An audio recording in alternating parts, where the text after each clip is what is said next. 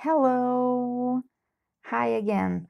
In this video, I'm gonna show you two alternatives to brush pens because I know how expensive a brush pen can be, especially for a beginner in lettering, and I know how much we want to have that brush pen look in our letterings as a beginner, but sometimes we don't want to spend the money if we don't know if you're gonna like it or not at first.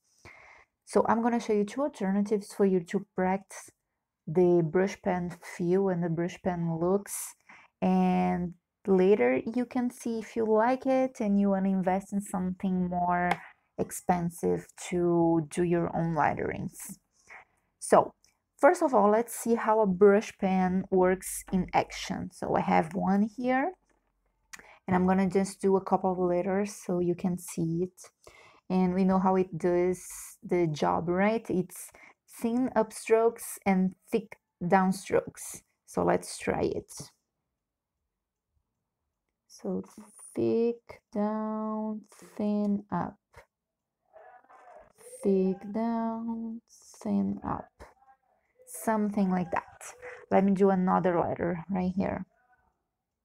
So thin up, thick down, thin up, thick down, like this. Okay, so that was a brush pen. Now let's go to the first alternative you can use, and it's a Crayola marker. Crayola markers are a lot cheaper than some brush pens out there, so you can try them for your brush lettering, and they have these really big tip, right? And the very tip we use for the thin strokes, and the sides, by pressing a little bit harder on the paper, you can get the thick strokes. So we go thin and thick and thin and thick and thin, something like that. And again, thin, thick, thin, thick. See, very similar to what we get with a brush pen. That's our first alternative, and you just have to press a little bit harder to get the thick strokes, and you can get a really big difference between the thin and the thick, so it's really beautiful.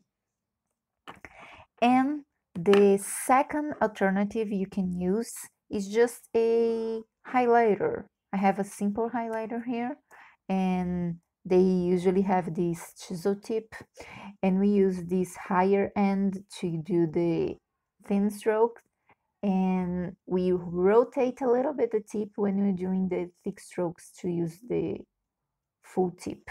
So this one's a little bit trickier. You have to practice a little bit more, but you can get good results with it. So just need a little bit more of a patience. So I have thin up, rotate, thick down, and up. You see how I kind of messed up a little bit there? You just have to be a little bit more patient than I was. So like here. Okay, see, the B was a little bit more similar to the other ones, a little bit better. Just have to be a little bit more patient. You can kind of fix it a little bit here. So yeah, see, you can get very similar results with just basic tools. So I have a simple highlighter, I have a Crayola, and they can be just as good as a actual brush pen. So you can try them and see if you improve your lettering. I guarantee you're gonna improve it if you practice a lot, and you don't have to go out and buy expensive pen that you are gonna use once in a while you're practicing your skills. You can save your money for later when you're really secure in what you've learned and you can use it to create your final pieces. That's all I have for you today. I hope you like it. I hope you practice it. And if you think that was useful, leave a comment and like this video.